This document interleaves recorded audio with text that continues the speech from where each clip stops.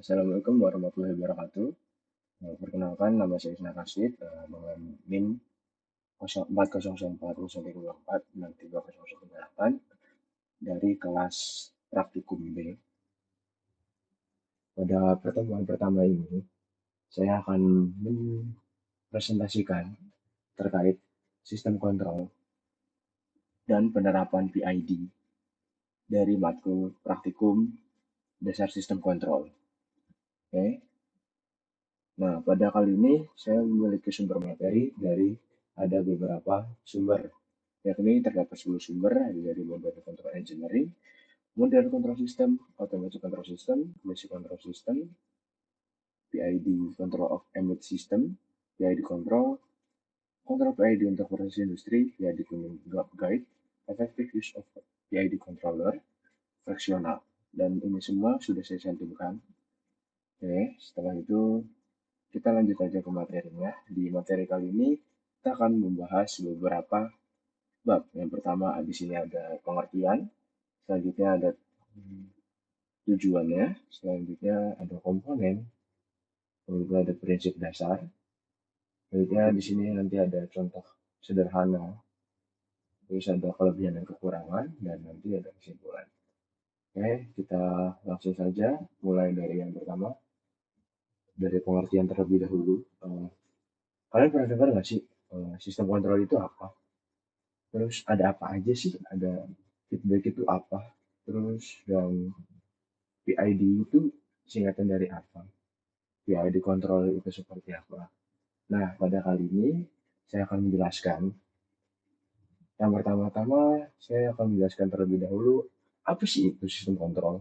Sistem kontrol itu adalah kumpulan komponen yang diatur sedemikian rupa untuk mengarahkan, mengatur, atau mengendalikan perilaku sistem lain agar mencapai kondisi yang diinginkan.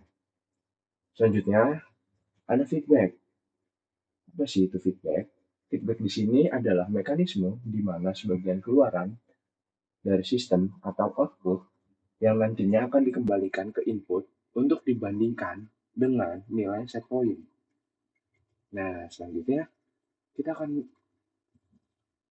mempelajari tentang apa itu PID. PID itu adalah proportional integral derivative. Nah, PID controller ini adalah algoritma kontrol yang paling banyak digunakan di industri untuk menghasilkan sinyal kendali berdasarkan kombinasi 3 aksi. Oke, jadi kalian sudah pada tahu kan pengertian dari apa sih itu sistem kontrol. Kemudian kita akan membahas tujuan apa dari sistem kontrol itu. Mengapa sistem kontrol itu sangat penting?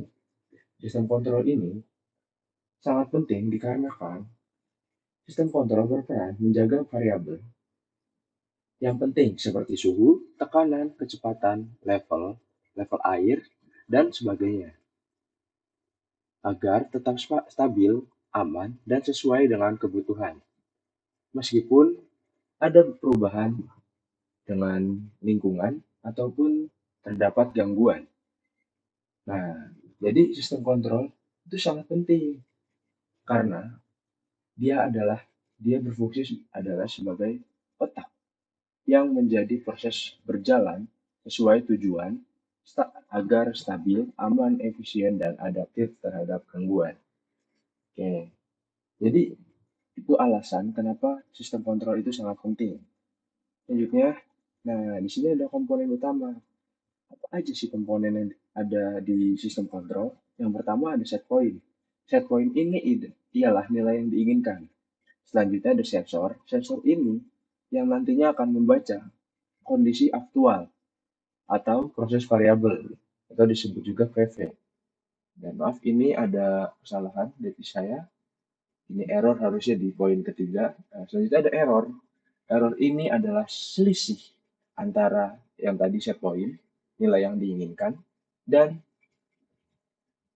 PV. PV itu adalah proses variabel, adalah kondisi yang secara aktual. Itu akan dikurangi atau selisihnya.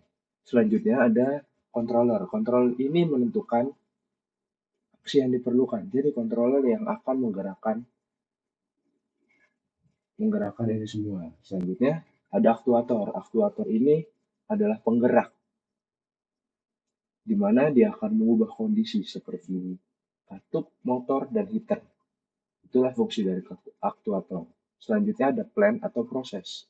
Nah, ini adalah sebuah sistem fisik yang akan dikendalikan nantinya. Oke.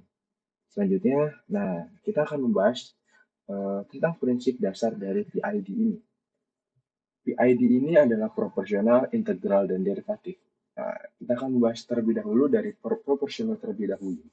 Yang pertama, proporsional ini ialah aksis banding dengan error saat ini. Nah, di mana proporsional ini memiliki respon yang cepat, tapi masih ada kesalahan atau offset. Nah, makanya ada perlu integral. Integral ini adalah aksi yang berdasarkan akumulasi error, di mana dia akan menghilangkan error yang ada dalam jangka waktu yang panjang.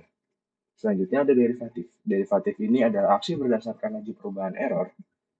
Nah, di mana ini akan mencegah osilasi dan memberikan prediksi.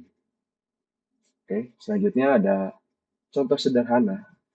Nah, contoh sederhana ini dari kelompok kami menggunakan termostat ruangan, di mana termostat ruangan ini adalah alat pengatur suhu otomatis untuk mengukur, menjaga, dan mengontrol suhu dalam sebuah ruangan agar tetap stabil sesuai dengan setelan pengguna baik untuk pemanasan maupun pendinginan.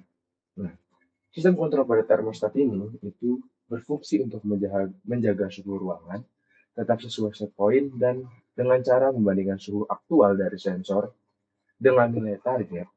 Lalu controller memberi perintah ke aktuator seperti heater atau AC, dan nantinya akan ada proses umpan balik yang berlangsung secara terus-menerus hingga suhu stabil pada nilai yang telah diset dalam set point. Oke, nah dari yang kita pelajarin ternyata ada loh kelebihan dan kekurangannya. Nah, kita akan bahas nih. Pertama dari kelebihannya terlebih dahulu. Kelebihan dari PID sendiri itu sangat sering banget dipakai di industri. Dikarenakan sederhana, murah, dan efektif dalam mengendalikan berbagai variabel seperti suhu, tekanan, level, dan kecepatan. Tapi tetap ada kekurangannya loh. Nah, kekurangannya ini ialah PID juga memiliki kelemahan seperti dia perlu tuning yang tepat dan memiliki sensitif yang terhadap noise yang cukup tinggi. Terus dia juga masih kurang optimal pada proses non-linear atau dengan delay yang panjang, serta masih membutuhkan pemeliharaan dan penyesuaian ulang secara berkala agar tidak terjadi error yang sangat besar. Oke, selanjutnya, nah kesimpulan dari materi ini adalah kita telah mempelajari sistem kontrol PID, dan contoh sederhana dari penerapannya. Dari apa yang kita pelajari, dapat kita pahami bahwa sistem kontrol penting di dunia teknis dan industri karena menjaga proses tetap stabil, aman, efisien, dan konsisten. Dengan kontrol, variabel seperti suhu, tekanan, kecepatan, dan level dapat dijaga sesuai standar sehingga kualitas produk terjamin. Energi lebih hemat serta mendukung otomatisasi dengan teknologi modern. Nah, sekian, terima kasih. Nah, mungkin itu saja yang dapat saya sampaikan. Kurang lebihnya mohon maaf. Wassalamualaikum warahmatullahi wabarakatuh. Dadah, sampai ketemu di materi selanjutnya.